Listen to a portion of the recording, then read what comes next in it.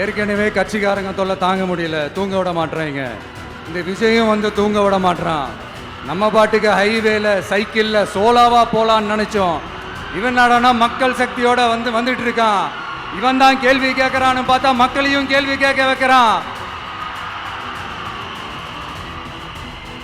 1000 ரூபாய் கொடுத்துட்டு இருந்தோம், 5000 ரூபாய் கொடுத்து ஏமாத்தலான்னு பார்த்தா அதையும் கேள்வி கேட்க வைக்கிறான்.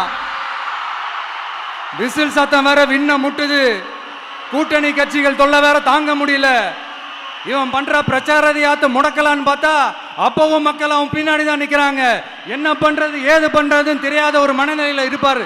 ஆனா சார், நீங்க இந்த விஜயம் முடக்கலாம், ஆனா ஒவ்வொரு வீட்டில் இருக்கிற ஒவ்வொரு விஜயையும் உங்களால முடக்கவே முடியாது.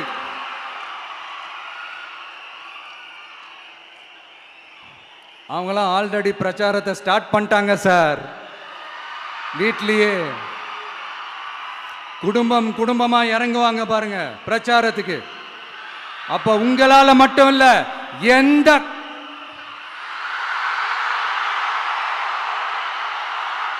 யாராலையும் தடுக்க முடியாது.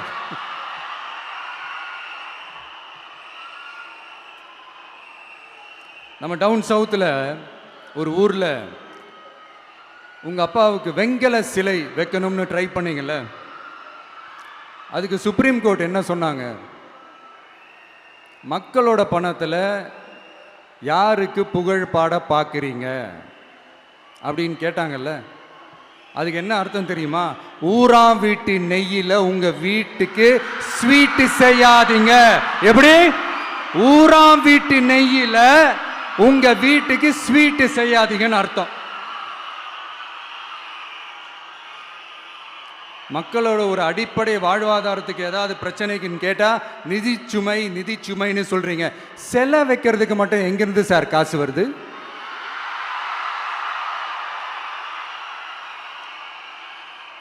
முதல்ல மக்களுக்கு அந்த சோறுக்கு வழி பாருங்க சார். செலை வைக்கிறத பத்திலாம் அப்புறமா யோசிக்கலாம். கேஸ் சிலிண்டருக்கு மானியமா 100 ரூபாய் தரேன்னு சொன்னீங்களே, என்னாச்சு? கரும்புக்கு ஆதார விலையா 4000 ரூபாய் தரேன்னு சொன்னீங்களே, என்னாச்சு? ரொம்ப நாள் கல்யாணமே ஆகாம இருக்கிற பெண்களுக்கு அவங்களுடைய கல்வி தகுதிக்கு ஏற்ப அரசு வேலை கொடுப்போம்னு சொன்னீங்களே, என்னாச்சு? இதெல்லாம் வெறும் சாம்பிள் தான். இதோட ஹைலைட் ஒன்று இருக்கு. மாநில அரசால முடியவே முடியாதுன்னு தெரிஞ்சுக்கிட்டோம், நாங்க வந்தா நீட்டை ஒழிப்போம். ஆகா ஆகா ஆகா ஆகா, எவ்வளவு பெரிய ஒரு மோசடி இது!